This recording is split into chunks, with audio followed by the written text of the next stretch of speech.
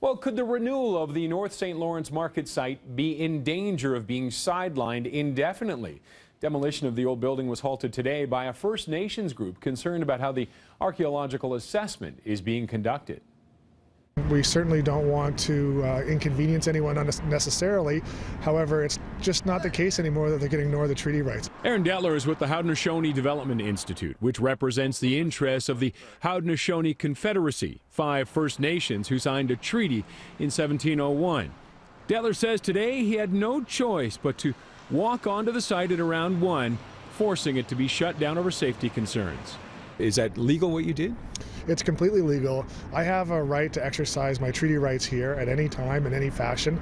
There's nothing in my treaty that limits my ability to exercise what's called free and undisturbed harvesting here. Detler says police were called, but he explained to them the situation and the work was halted for the day.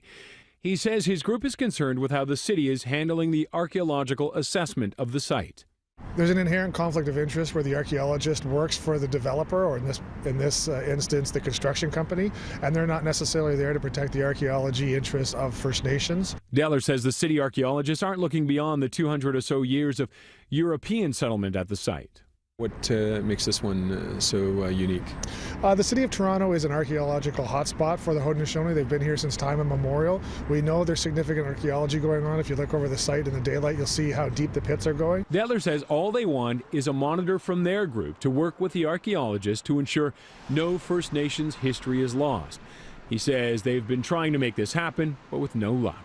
Well, this is our first effort and our first attempt to sit down with them. That's why we've taken some considerable lengths to educate them. However, unfortunately, they haven't been able to sit down. They haven't saw fit to come to the table. So this is why the actions today were necessary. Now, Detler says he hopes to hear from the city tomorrow before deciding the next move. Now, we have contacted the mayor's office and are awaiting a reply.